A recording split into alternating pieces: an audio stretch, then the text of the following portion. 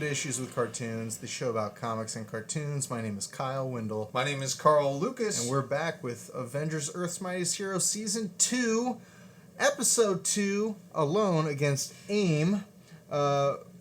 Directed by Boyd Kirkland and written by Kevin Burke and Chris Wyatt. These are the guys who wrote the introduction to the Hulk and Hulk vs. the World in Season 1. I think they also did...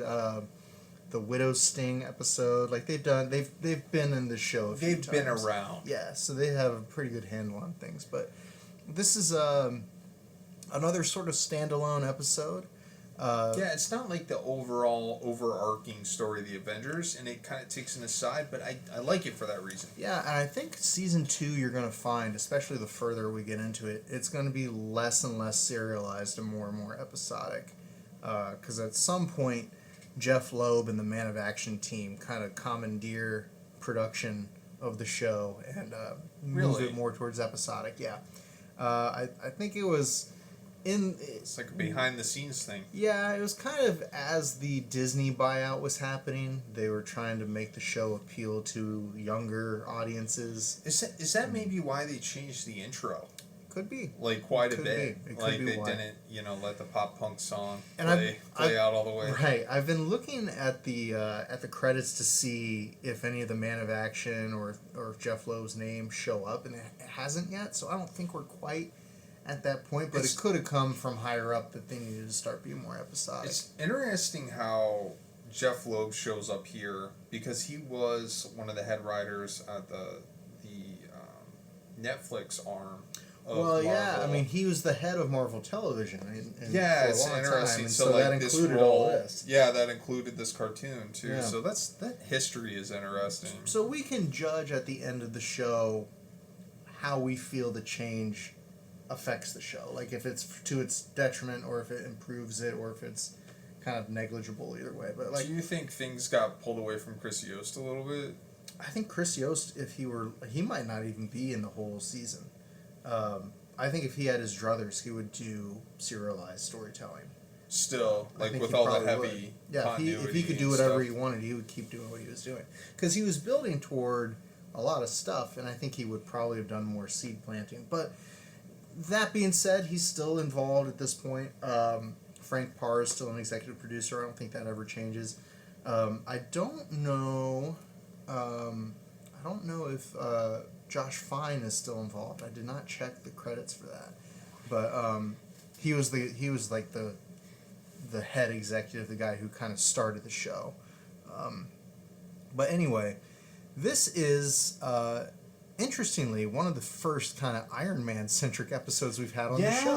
Yeah, that was since the beginning of Season 1. That was one of the things that stood out for me is this is like the Iron Man centric episode, and you have Pepper Potts showing up. You have War Machine making his debut. I've always liked War Machine. Love War Machine. It, kind of reminds me of the 90s a little bit, like maybe because he shows up in the 1990s Spider-Man cartoon for a little bit, and in the 90s Iron Man show. He was part of ForceWorks there. So I think those two things are where I came to meet him first. Kyle, I have I think I'd like the War Machine costume more than Iron Man. Oh, easily. It's badass so cool. Costume. It's such a cool costume. Definitely an early 90s, like, chasing that image high, kind of gritty, badass look. Oh, yeah, he's got the missile launchers, the giant guns. Yeah, the, like, the mech gun suit. turret. Yeah, it's like, it's hard not to like and War I've Machine. always... And I don't know, we can get into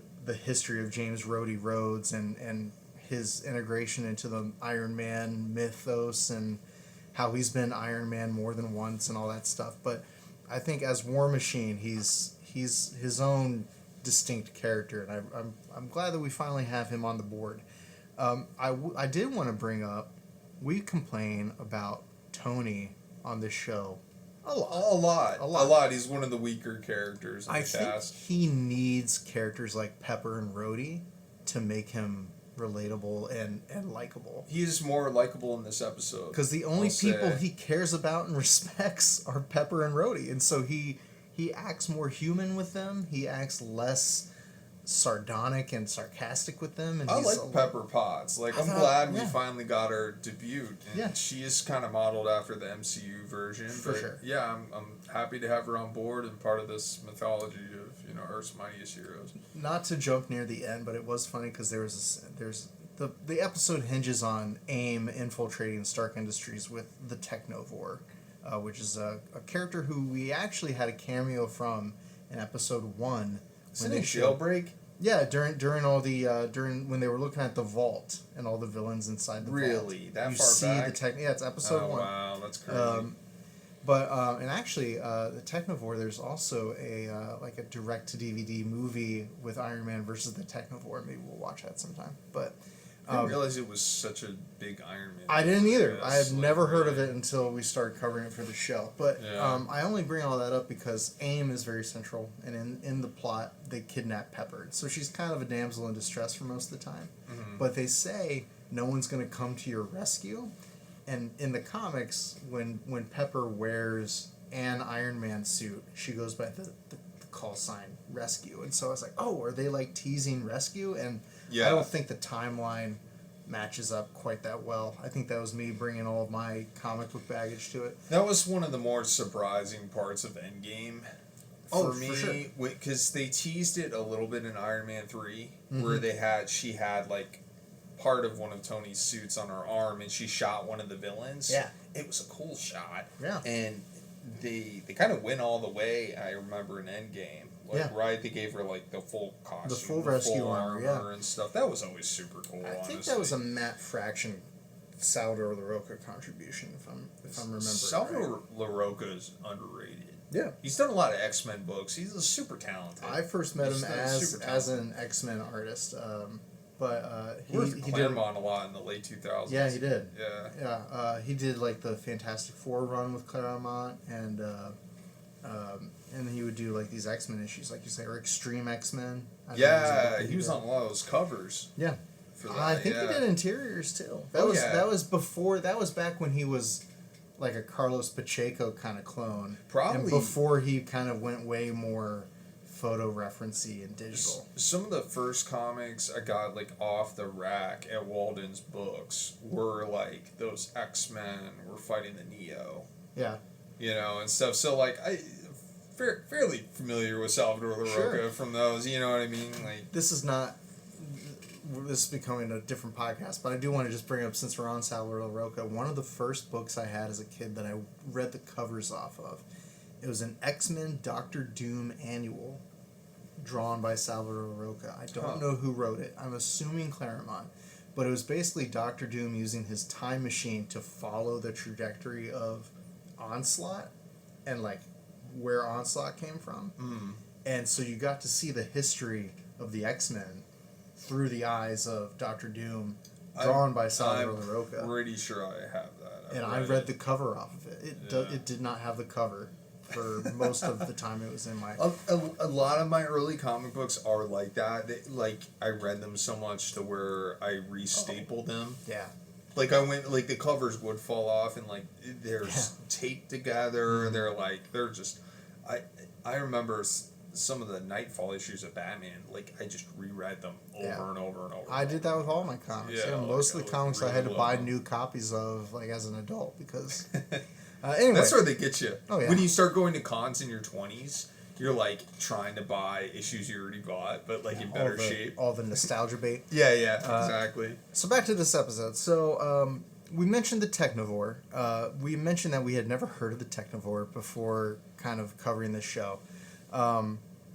But basically the plot is that the supreme leader of AIM, Advanced Idea Mechanics, has a grudge against Tony Stark. And so he is going to unleash the Technovore onto Stark Industries as revenge. We're going to get our revenge. He even says it in the opening. He's just like, we're going to get our revenge on Tony Stark. And basically, the Technovore is a nanotech AI that absorbs technology and it consumes technology. It's a cool idea because it's like, it's tech, but it's like an animal. It moves like an animal. It behaves like an animal. So it is an interesting twist. Instead of having like Iron Man fight another iron suited baddie, which he often does. Like, you know, he fights like Ironmonger. That's kind of the weakness of that character.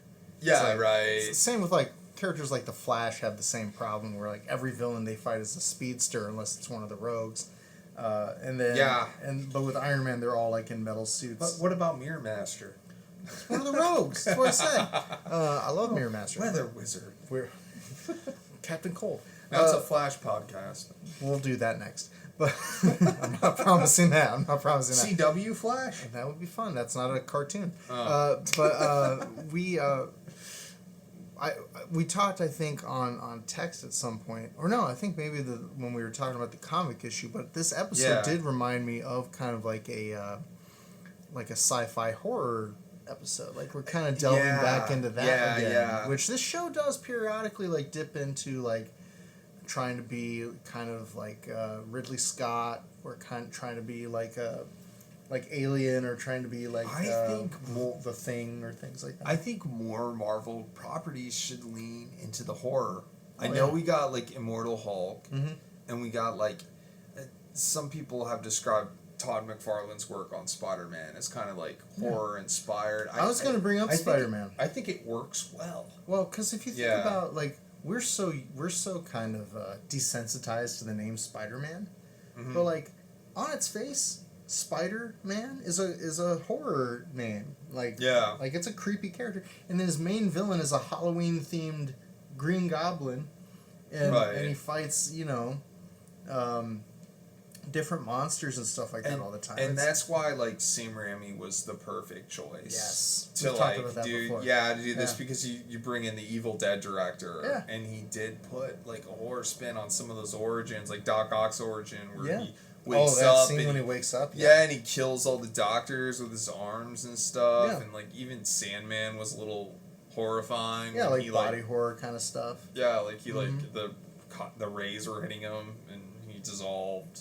Yeah. You know what I mean? Yeah, anyway. So this episode... No, it's okay, but this episode is a lot of, like, Tony and Maria Hill kind of playing cat and mouse with this technovore. Does Maria Hill want to date Tony?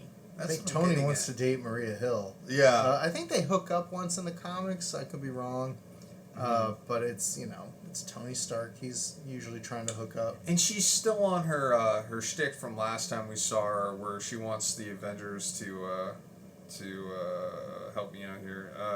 Register. She wants them to register with the government. And Iron Man, there's still that back and forth of Iron Man's like, no, the Avengers won't register. And, right. And if you've ever read Civil War, you know how that ends. But I don't remember them doing a Civil War. I mean, a lot of the pieces are there for a Civil War storyline. Really that could be one of the consequences of Yost not carrying through the whole show. Is maybe he was building to that and it never happened. I was thinking Civil War when they keep bringing up the registration stuff. We have Prison 42. We have the registration stuff. We have all kinds of stuff kind of seeded in there. The pieces are there. Yeah. I even like this team too. I like Black Panther was on the team for a little bit. Yeah. So the intro again doesn't have Hank and it doesn't have Thor, but we have Hawkeye, Black Panther, Captain America, Iron Man.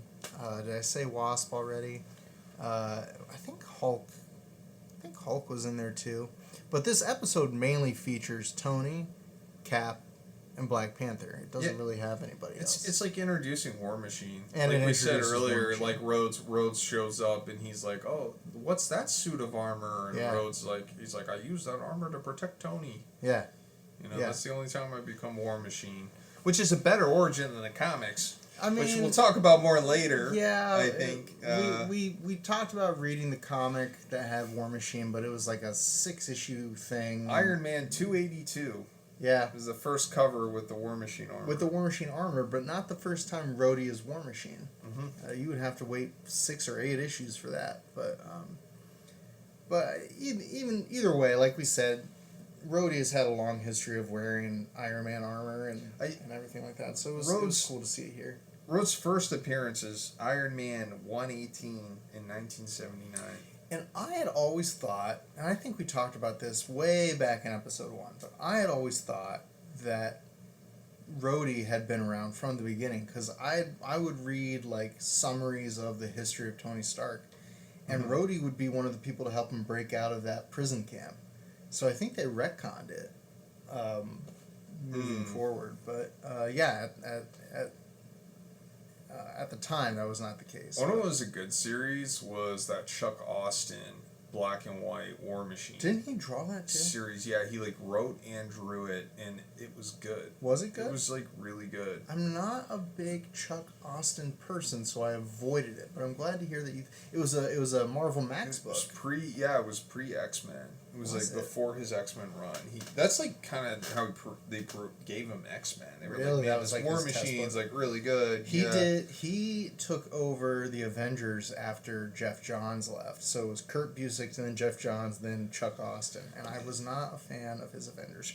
Kyle, you got to tell me about what's up with the shield that Tony creates. In front of Pepper, that's the clear Captain America shield. So, you have to explain the history of that. I don't know if it appeared before this, but I believe it first appeared in the Heroes Return era of Marvel. So this when I started reading.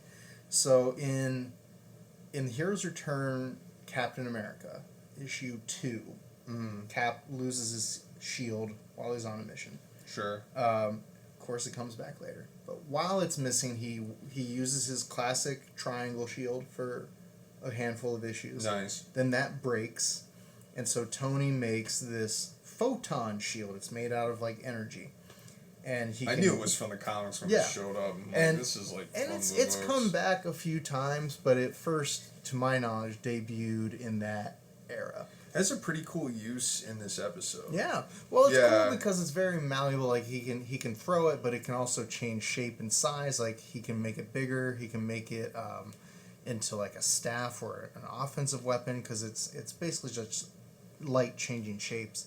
But yeah, when I was reading Captain America comics first, like when I met Captain America, he did not have the round shield until like a year into my reading experience.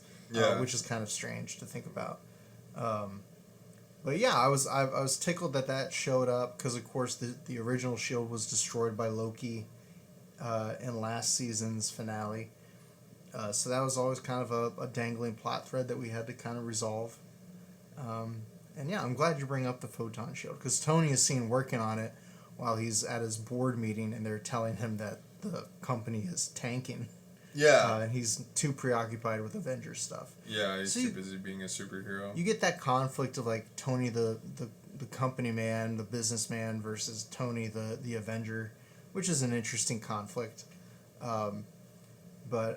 Yeah, that's sort of where we find out that the Avengers are in Stark Industries moving Iron Man tech out, and they all happen to be there when AIM shows up and release the Technovore. Yeah, so this Technovore, it feeds on arc reactors.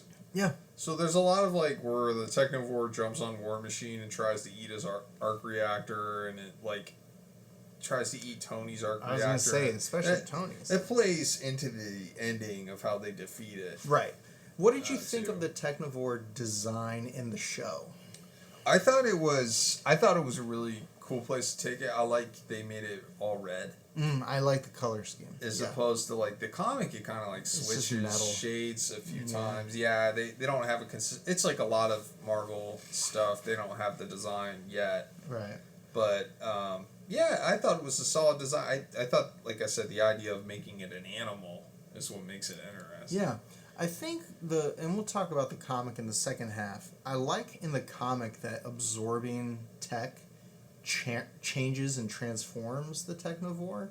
Like it has new pieces and parts that it's assimilated so it can kind of become different. And you lose that here. It just kind of becomes sort of an energy vampire here. It doesn't really... it is just, vampire. That's a great way of putting it. That's, sort of disappointing, but at the same time, like, it's certainly visually set apart from all the other characters that they've had to face off against in this show. Is Maria Hill, like, still in it after this episode? Is she... I think so. Oh, okay. Yeah, I think so. She's heavily featured in this. It's really like her teaming up, and like the other Avengers are there, but they're not like main They're characters. the B plot. They're the B plot for sure. Yeah, this is Tony and Maria are the A plot, and then and then Rhodey and Cap and Black Panther are the B plot, and then really Pepper is kind of the C plot, because what we find out is while the Technivore is attacking Tony, and AIM is attacking Rhodey and Cap and T'Challa. While all that's going on, the supreme leader of AIM is trying to steal all of the data from Stark Industries. So they're downloading all the files and everything. So you kind of have all these three things going on concurrently.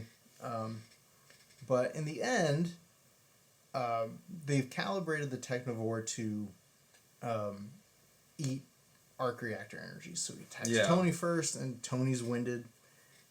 He attacks War Machine next. Let's actually stop there and let's talk about the introduction to War Machine. How did you feel about the introduction to War Machine? Like that visual of him coming out of the smoke and everything. I thought it was really cool. It was epic. Like I was happy to see the character. I thought they set it up well. Yeah. I thought it was great. Yeah, I love seeing War Machine pop up. I hope he pops up again. I know for a fact there's at least one, maybe two other episodes where we for sure see him. We might see him even more than that, though. I can't quite remember. Hopefully he doesn't get recasted. Wouldn't that be funny? That would be hilarious. I always loved how they handled that, though. Like in Iron Man 2 or something. Like comes he's up just like, yeah, it's me. I'm here. Deal with it. Yeah, that was great. Yeah, that was a great way to handle a recasting. For sure. You know, it was a good double meaning for dialogue. Well written. It was good. But yeah, like we mentioned, like I first met War Machine in either the Spider-Man episode or the Iron Man TV show. I actually don't remember where I saw him first. I think it might have been the Spider-Man episode. It was totally that Spider-Man episode for me, because I was like, Carnage, right? It was the first Carnage episode. Yeah, I was like, who's this cool character? I'm like, who's this cool character in the gray armor? And he's like, I'm War Machine. I'm like, oh, this is sweet. That one's wild because it had Iron Man, it had War Machine, it had Carnage, it had Venom. I think it even had Doctor Strange. And don't forget, it had Dormammu. And I think Madam Web. Yeah, it was buck wild. They tied, like, Carnage was working for Dormammu or something. He's like, I'll give you this symbiote if you carry out my will. Like, it was like a weird Carnage origin. And one of the only times Carnage shows up, I think the other time Carnage shows up in that cartoon is the finale when they're doing is that right? Because I have such a vivid memory of Carnage being involved, but he was only in those 2 episodes. Yeah, he showed now not Cletus Cassidy proper, but the symbiote shows up. The Carnage symbiote shows up, and I think it's Spider Carnage. Yeah, which combines with Peter in the multiverse. Yes, which is like if Peter becomes Carnage. I remember that distinctly. That's so funny. That's like the finale. Also, it's just funny because that show was clearly like, well, if we want to hide how poor quality this is, we'll just stuff it with guest stars. I think a lot of it was, from what I've read, Marvel was going bankrupt at the time.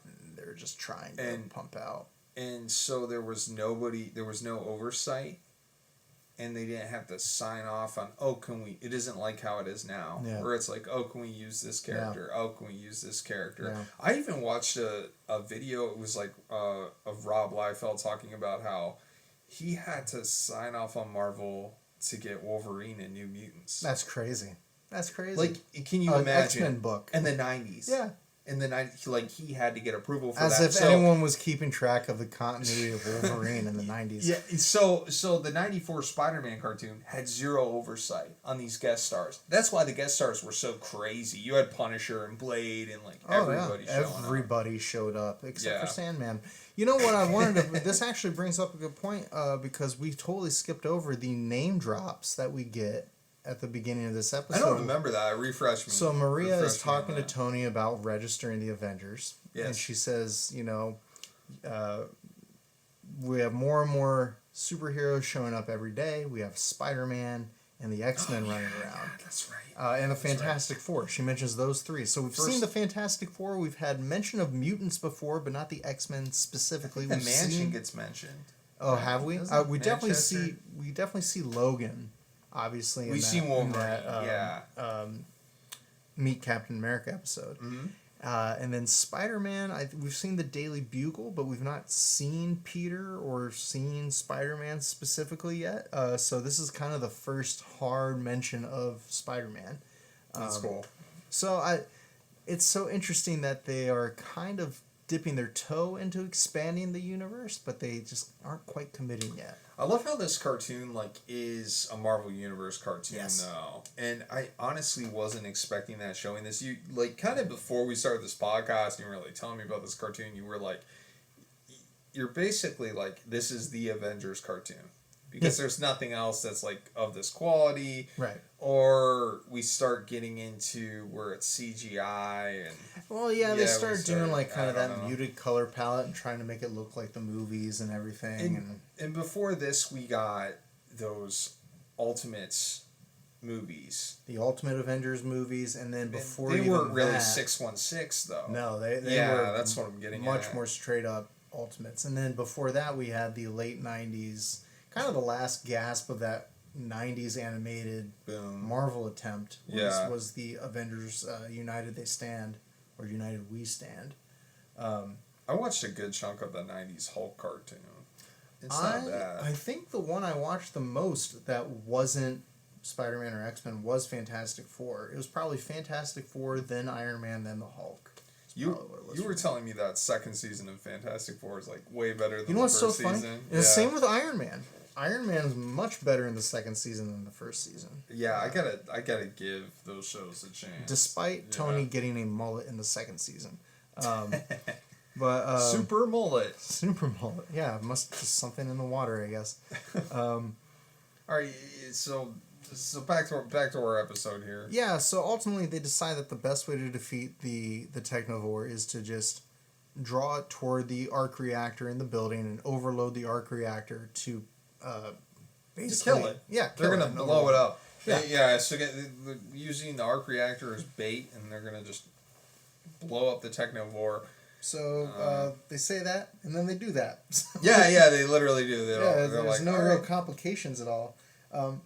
There is a moment. Avengers battle aim. Right. Yeah, you know what I mean. Yeah, it's okay.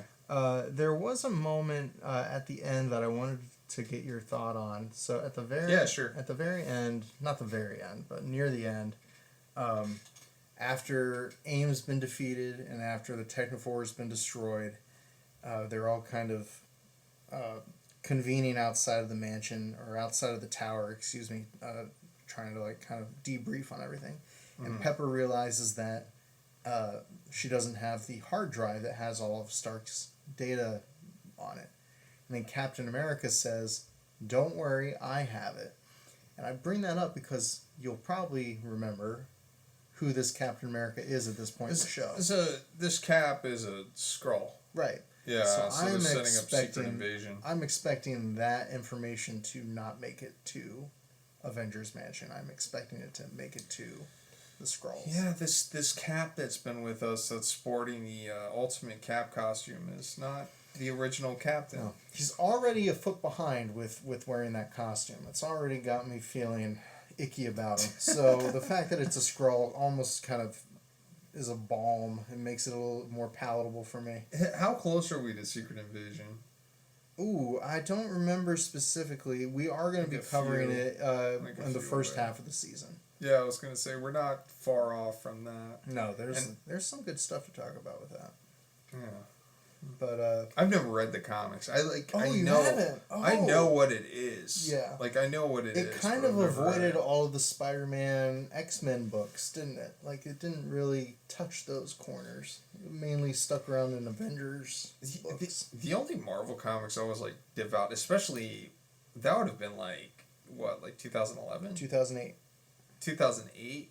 The only thing I was reading Bendis X-Men. I'm trying to think of 2008. Was I even reading 2008 anything? He wasn't even on X-Men yet. 2008 he was still on Avengers.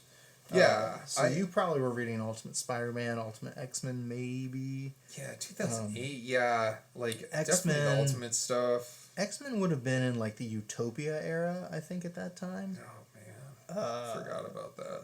Or maybe the Messiah Complex stuff. See, that was man, that was like getting in. But I'm an outsider looking in on all that. I don't know. The Messiah Complex, like, oh man, like it would have been around Brand New Day Spider-Man. Believe it or not, the X-Men all lived on an island together before Krakoa. I know. Well, and that was so funny because everyone was making such a big deal out of Krakoa, and apparently it's very good. And I'm not besmirching the Krakoa era, but I was like, haven't we done this like 3 times? They did it already. They've done it on Asteroid People don't remember. They've done it on Genosha. They've done it on Utopia, and now they're doing it on Krakoa. Like they just want to be.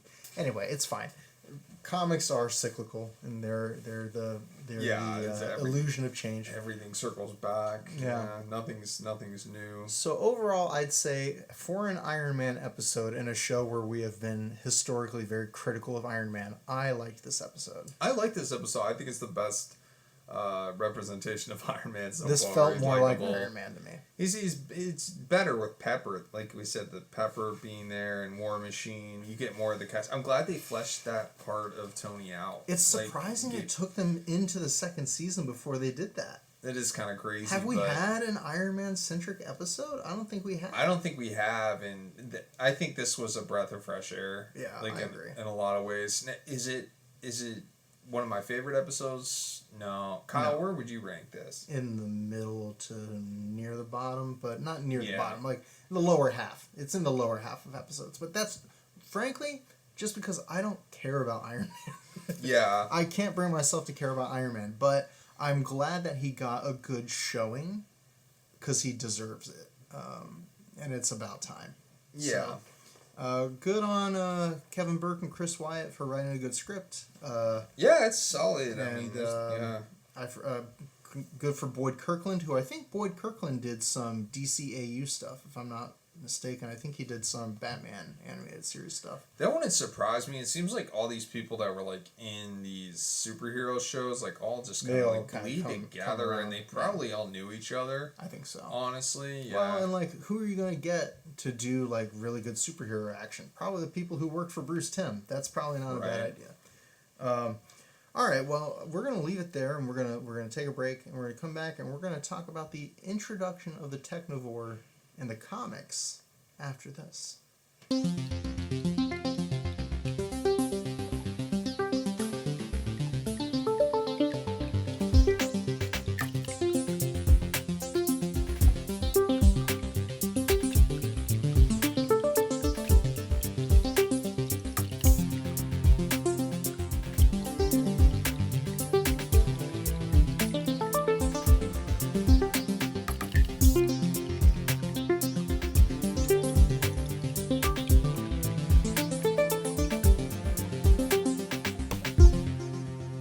Hello, welcome to Issues with Cartoons, and this is our comic book section. Comic books. Comic book. We'll be covering Iron Man 294 and Iron Man 295, and this is covering the Technovore's first appearance in the comics. It's so 90s, it hurts. Like you have this Iron Man corner box, which is beautiful, by the way. Love this corner box. Covering up the Marvel Comics logo, and I am happy to say that me and Kyle both really enjoyed this, I think. Yeah, so this is from, as far as comics to your point, this is from July of 1993. So this is like near like the crest of the Image boom, right? Like this is like Image is blowing up. We're thick in Image right now. Rob Liefeld's and Todd McFarlane's. The whole industry is chasing Jim Lee, Todd McFarlane, Mark Silvestri, Eric Rob Larson, drawing like 100 issues of Savage Dragon in a row. Right. So we're in that backdrop, and I have to say, knowing what other Marvel books were like at this time, I thought that for a 90s comic, this felt very restrained. I was about to say that. Yeah, like, it felt tame. It was in comparison, not, even like the coloring, like the digital coloring effects, I felt were very subtle. Mm-hmm. And it enhanced the product instead of trying to drown out and make it noisy, which happened. And we've covered 90s books from this time era. Sure. Like, before on the podcast, and this looks way better than some of the ones we've looked at. So I actually was really impressed. Now, there are still 90s tropes in here. Yeah. But kind of in a cool way. Like, I think they found... who let's give credit where it's due. So this is Len Kaminsky as the writer, Kevin Hopgood penciling, and Steve Mitchell on inks, and then Arian was the colorist. And actually, you know what? Cool The lettering was actually even strong, and the lettering was Phil Felix. And I just want to give credit to those people because I feel like they found all the cool parts of 90s comics, and they still married it with, like, classic Iron Man. I like that about this. I think the thing that stands out for this for me, I haven't read a ton of Marvel comics, but it's just like a sci-fi Iron Man story. Like, he's in outer space, and like we're on Tony Hawk's not Tony Hawk. We're on Tony Stark's different 90s icon. Yeah, we're on Tony Stark's space station that he built, and I think it's a cool setup for a story. Yeah. Like, of course Tony Stark's built a space station and funded it. For sure. Like, it makes sense within the world. And then being of the age we are, it was also really cool seeing him in the 90s. I think it's the modular armor. It's basically the remote control armor he had. But it's the same armor from Marvel Capcom, from the Spider-Man crossover that he was in, where he guest starred. It's that same design. It's not the one he would wear in the in his own 90s cartoon. But I was tickled to death reading a book with this design in it, and I really had fun with it. I really was impressed. I think I like this comic because Tom DeFalco edited it too. Has to be. There's just some kind of like holy grace over it, you know, from all those years reading Spider-Girl. You give a lot of allowances to Tom DeFalco. Yeah, like, he just like waved his hand, and you know, the Marvel universe was pure again, and everything was beautiful. That's how everyone characterizes DeFalco's tenure. And we all hunted and prayed together, you know. It was wonderful under Tom DeFalco's reign. Name one other Tom DeFalco edited book that gives you that feeling. The Clone Saga. Wow, that's perfect. So, you know what I like about you? That was such a quick answer.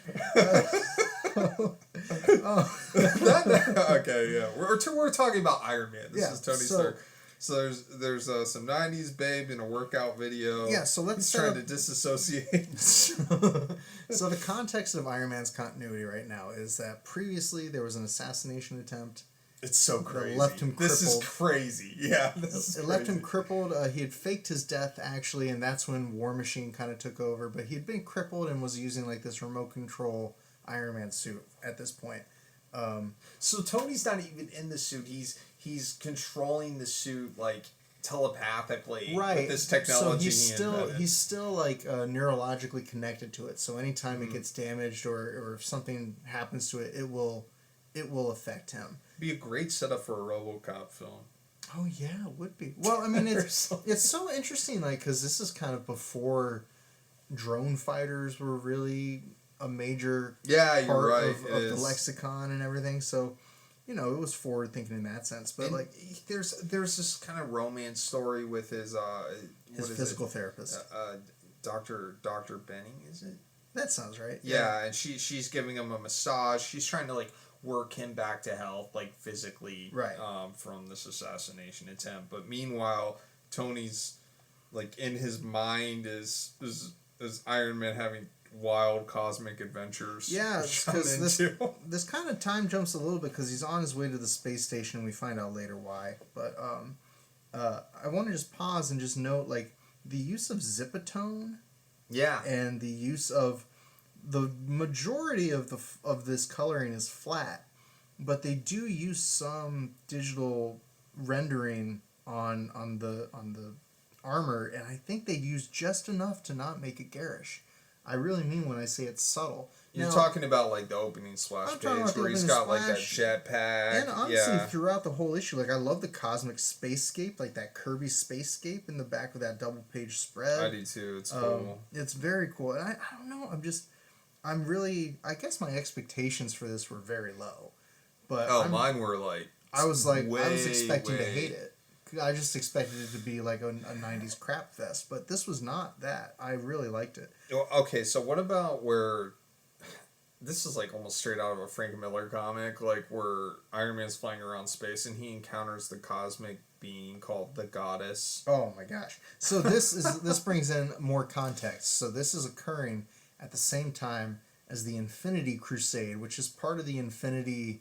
I don't want to call it the Infinity Saga, but the Jim Starlin kind of Infinity storyline that had it. So started with Infinity Gauntlet, then I think it was Infinity War, now Infinity Crusade. And she talks like a woman at the hippie hut trying to sell me incense. Yeah, you know what I mean. She's just like, I intend to cleanse the universe of impurity and bring about spiritual rebirth, a renewed devotion. She's very like New Age. Exactly. Kind of the way she talks. And I think it's playing on that because this whole conceit of the Infinity Crusade, this character's called the Goddess. She's, I think, related tangentially to Adam Warlock. Oh, okay. But basically she's trying to, like, you know, grow her following and trying to draft superheroes into her crusade.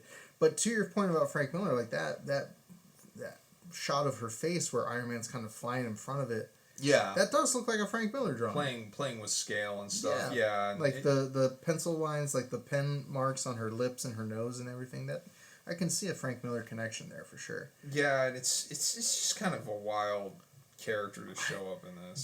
Do you know who Kevin Hopgood is? Have you heard of Kevin Hopgood? No, I'd never heard of Kevin Hopgood.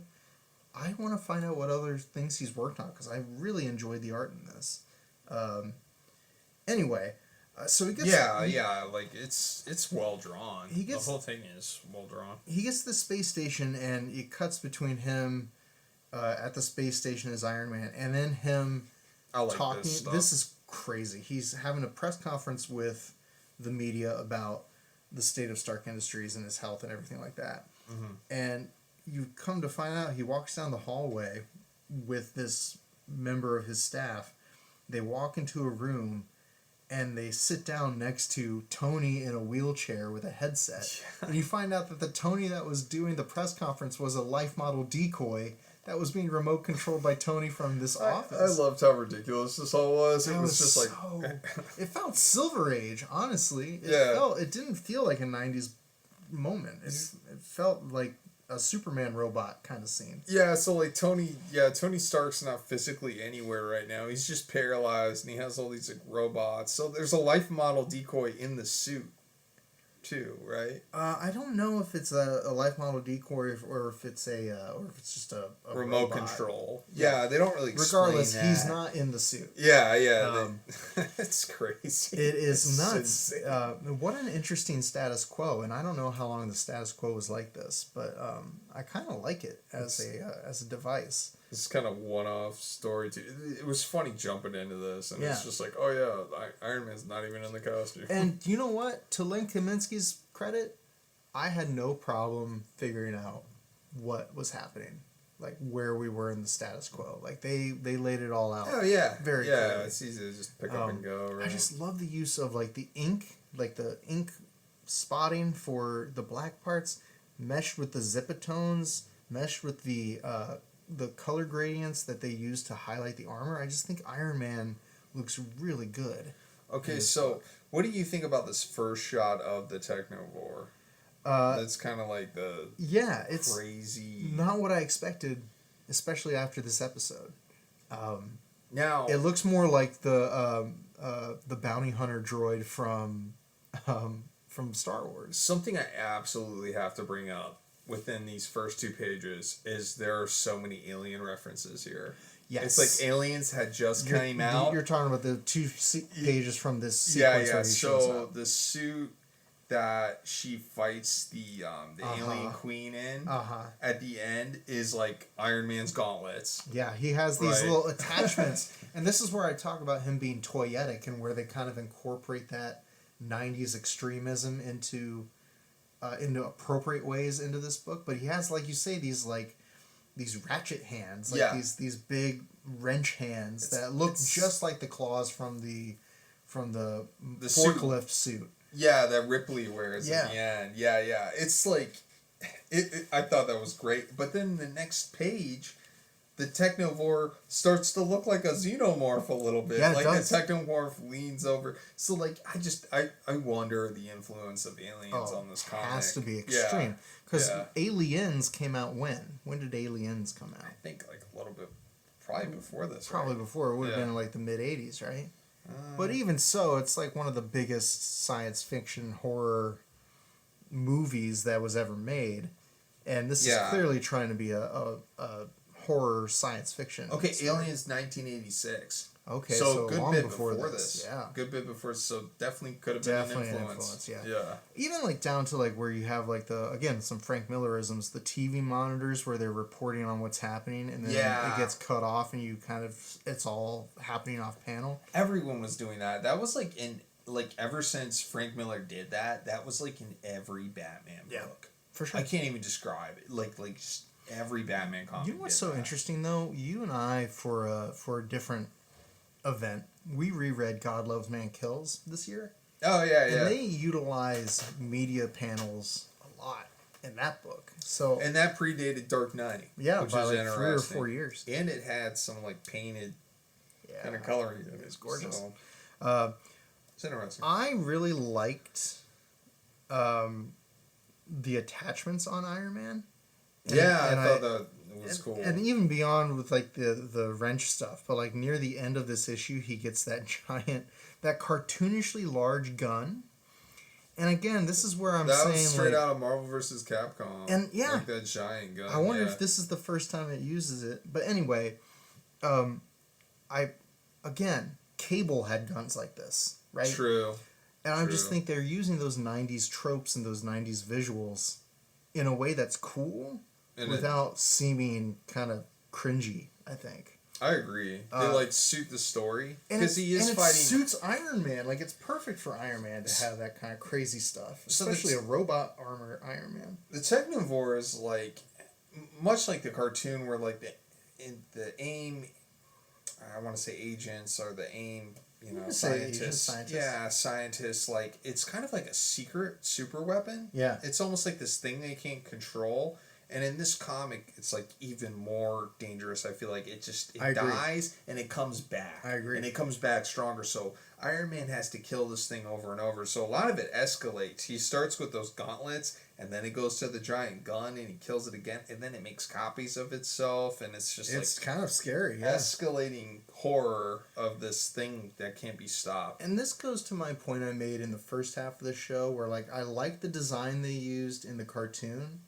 But I think what this exposes, this instance, is the difference between a cartoon with a budget and any comic book you can make.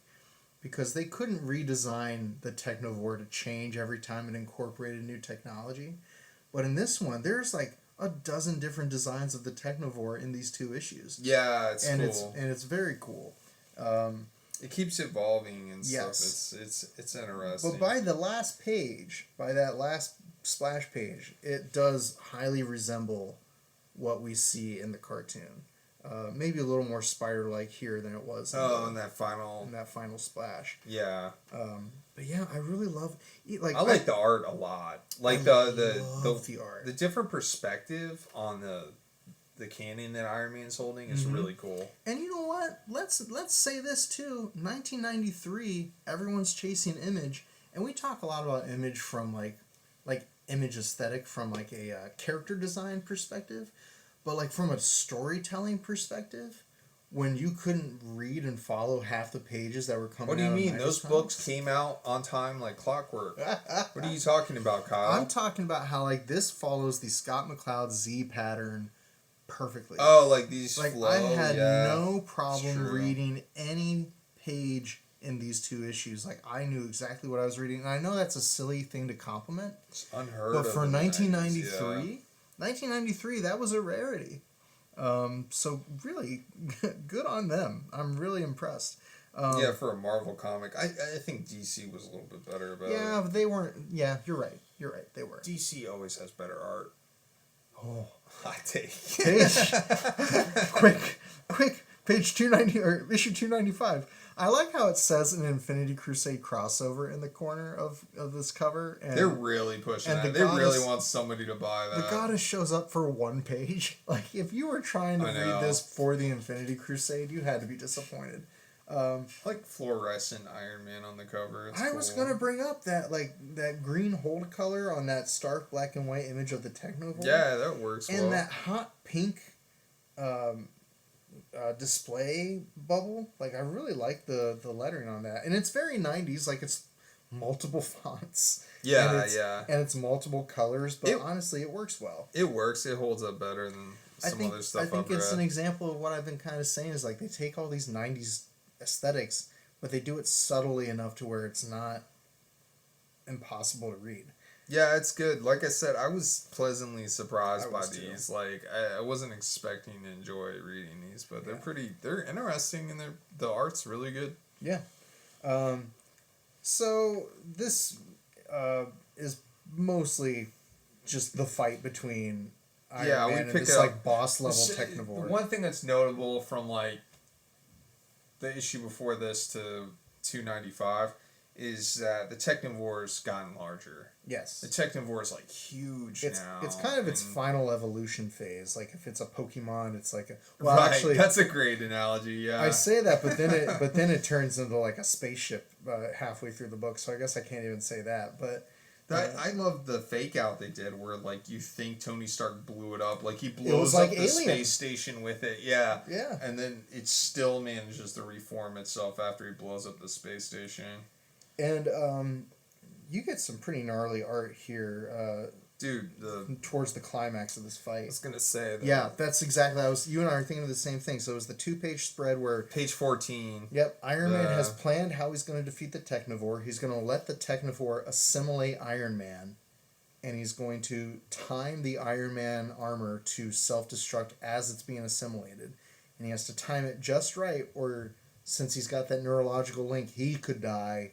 Yeah, his consciousness could pass away. But you get this incredible sequence. You have the 6-panel page on the left, which is overlaid on top of a full page, a double page spread with his face in the Neuralink kind of setup. It might be like the best drawing of Tony Stark between these issues. Yeah, it is. Yeah, it's like a really good portrait. And it's really Tony like Stark. abstract with that kind of neurotech stuff around that's framing his face. I like the word abstract. It reminds me of like Steranko. Yeah, it does. Or even Sienkiewicz, who you mentioned earlier. Like it gives me those kind of people, those names come to mind. For sure. And you know, again, this is maybe the most out there layout in these two panels, in these two issues. It's super weird. But think about the out there layouts in other 90s books that you've read, specifically Image and Marvel books, and I think this is much more legible. Way more readable. For sure. Yeah. So it's a cool, like, Tony's, like, kind of grappling with he might lose himself in destroying the suit here. There's a nice explosion. You know, and then we have the goddess appears again. For 2 pages, I undersold her. She goes up for 2 pages. The goddess appears and picks Tony's consciousness up, I guess. Right, because it turns out that the timing was wrong, and he was caught in the explosion. Yeah. And so his consciousness has been extracted by the goddess, and she's like, you know, I can save you, and you can be a fallen man of science, reborn in the light of my truth. Yeah. This is the wacky stuff you read comics for, though, right? Oh, hell yeah. Yeah, like this weird, like, okay, this wouldn't happen in a movie. No. Yeah. In fact, we know it wouldn't because the Jim Starlin stuff that's like this is completely absent from all the Thanos stuff. It's so bizarre, yeah. So she shows up and just saves Tony's consciousness, and he's like in this blue, ethereal Doctor Strange form. It did remind me of Doctor Strange. Yeah. And then she just kind of zaps him back to his body, right? Ultimately their argument goes nowhere, and she saves him anyway. And so he ends up back at... It's kind of science, like, to your point, it's kind of like science versus spirituality. Yeah. For a moment. Yeah. Yeah, like their conversation. And, you know, like, I don't know how intentional or how... You know what? Never mind. Okay, all right. I was going to try to make a real-world correlation, but I don't know enough about 90s... the spiritual scene in the 90s. I don't want to speak to that. I have no idea. I was too busy playing with Iron Man action figures. Right. I don't know. Same.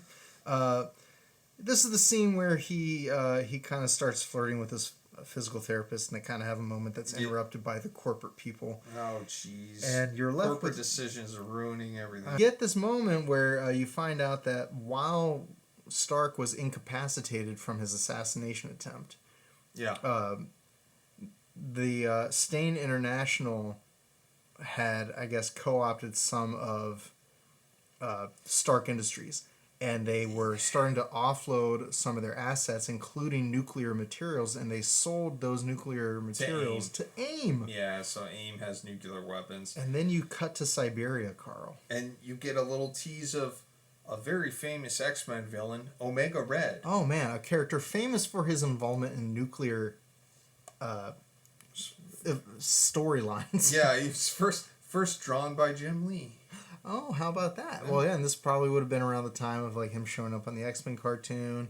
In fact, you just made a purchase recently that brings these two worlds together. I may have or may not have bought a Marvel Legends 2-pack with this character. With Omega Red and War Machine. War Machine, very relevant to this episode now. Mm-hmm. You're going to have AIM, Modem, Omega Red, and a trade war is what they have as the teaser. Trade war is imminent. Yeah, a trade war. That's funny. I was happy to see Omega Red, but I thought the whole thing was silly. Yeah. I was like, why would you sell AIM nuclear weapons? What are you doing, Iron Man? Yeah, that's a little strange. Stop it, Iron Man. Cut it out. More bad decisions by Tony Stark. Typical. MODOK's in the next issue. It's actually Modam. It's the it's the female version. Female version. So there she is. I'll say, loved this issue. More than exceeded my expectations. Did it make me want to read more from this era? I'm nervous. Yeah, now because it could fall on its face so easily. Now, for the sake of the podcast, I did go and look up the first appearance of War Machine. Yeah. In the armor. I skimmed the pages. It's Iron Man 282. Yeah. But upon reading it, Rhodes isn't in the costume. It's Tony in the War Machine costume for like 2 issues, and then Rhodes dons the War Machine costume. Because Tony, quote unquote, dies, and then the whole thing is Tony fakes his death. Rhodey takes over as Iron Man. Mm-hmm. Is Iron Man in the War Machine suit? Like, that's just the new Iron Man suit. Then he finds out Tony's alive, gets pissed, and quits. So Tony becomes Iron Man and wears this new modular armor again. And then recruits Rhodey to come back as War Machine later. But so it's like, it's just really... And having read it, I can't really recommend it. Yeah. Unless you're like a giant Iron Man fan. Yeah. It's not like... I'll say I enjoyed this Technovore stuff more. Yeah. Like kind of the sci-fi horror story with Iron Man. It's like way more fun. Sadly, maybe the movies handled War Machine better, or maybe this cartoon handled the War Machine origin better. Maybe. It's crazy. It's crazy to me how convoluted the comics are around War Machine. But I just wanted to bring that up real quick in case anybody was curious about War Machine. Yeah, and again, wanted to dive deeper. Having not done like a deep, like close reading of it, I can't say if it's good. It's by the same writer, and I think Kevin Hopgood draws some of it, but not all of it. The art's not bad. It's like typical 90s. And like that War Machine design, we said, like, one of the better Iron Man designs. Yeah, it's really strong. Great. There's a reason he spun off into his own character. Yeah. But, I'm not itching. I've never been one to, like, seek out Iron Man. Me neither. And I'm not, like, a huge Iron Man fan. And maybe it's because he's a billionaire. Could be because he's a billionaire. But anyway, I am thrilled that we read a 90s book that we actually really liked. Yeah. It was good. It makes me less trepidatious to go into more 90s comics, and maybe we'll find some more diamonds in the rough like this. Any other final thoughts on 294 and 295 of Iron Man? I thought it's fun. Yeah, I think it's a fun set of issues. I think for somebody looking, not essential Marvel reading. No. Fun, though. But fun. but fun to check out the art, check out the giant Marvel vs. Capcom 2 gun. Yeah. It's in it, you know, like it's like straight out of that game. If almost. you know any more books by Kevin Hopgood, tell me about it, because I want to find more by Kevin Hopgood and see what else he's penciled. Yeah, I would love to check out more of the art. Yeah, for sure. Yeah, if anything, if there's a big takeaway from this. All right, Carl, plug your works. Well, you can join my mailing list for free at www.carllucasdraws.com. I'm also on TikTok as carllucasdraws, and my YouTube's at carllucasdraws. I haven't posted anything yet. I hope to get something up there someday. Shogun Bear Fights All Monsters. I'll have that book soon. By the time this episode comes out, I will have already been at SBX. But you'll be going to space. Yeah. So you can look forward to seeing him at space. Mm-hmm. I'm going to try to get to space. I want to see if I can. You're coming. I'm You're going to coming. I'm gonna make you go. Carl knows more people than I do, so I will try to get space. But yeah, and then you can follow Carl on TikTok and Threads and Instagram. And speaking of TikTok, Kyle just made a TikTok. Kyle, what's your TikTok handle? Kyle_Windle. Windle. It's Kyle_Windle on TikTok. It's Kyle Windle, one word, on Bluesky. It's Kyle Windle Art on Instagram and Threads. And you can follow me at all those places. You can go to Ko-fi, ko-fi.com/Kyle Windle. To go to find my books. I got Cornelius Armstrong, which is a mustachioed circus bear strongman and his adventures with his anthropomorphic circus friends. I have Thunderduck, which is my superhero duck book, and I have Mad Quack Science. Quack. Quack Quack. Lightning's back. Not gonna resist. No, when lightning quacks, it's Thunderduck. But I also have Mad Science Rejects, which is my science fiction misfits. Traveling the globe to stop mad science projects from destroying the world. Gotta catch them all. Gotta catch them all. Yeah. Gotta catch. A little bit. There is a little bit of that. Gotta catch all these these crazy monsters. And then follow me. Actually, I'll tell you what. At the time of this recording, I just started doing this, but by the time this comes out, I will be well into my development process of my new project, which is the Savage Tales of Dinoswords. I'm documenting all of the development and creation of that on my social media feed, so follow along for that. I'm not sure when this episode will come out, but hopefully I'll be into the first chunk of pages by the time this comes out. Hopefully you'll be drawing. You'll be my hope is that I'll be in the thick of drawing it. You'll be past the ideation phase and into right now I'm breaking story, I'm making designs, but by the time this comes out, I'm expecting to be putting pencil to Bristol board. So. You're in the honeymoon phase. I know, this is the part where it's fun. Yeah, rose tinted glasses. Yeah, everything's beautiful. Everything's awesome. Hear the optimism in my voice when I say this, and then check back with me. No, it'll be drained later. Right? Yeah. I hate drawing dinosaurs. Comics are fun. No, you're gonna have fun drawing. Yeah, I will. It's Savage Tales of the Dinosaurs is a sword and sorcery book with anthropomorphic dinosaurs. I'm gonna put it out there. Hopefully, I'll be done with Captain Devil issue 4. I'm inking it right now. Hopefully. You'll be done with it by the time this comes out. You'll probably have 5 started by then. Yeah. Hopefully, there'll be Captain Devil 5, and I have a new Batman mini.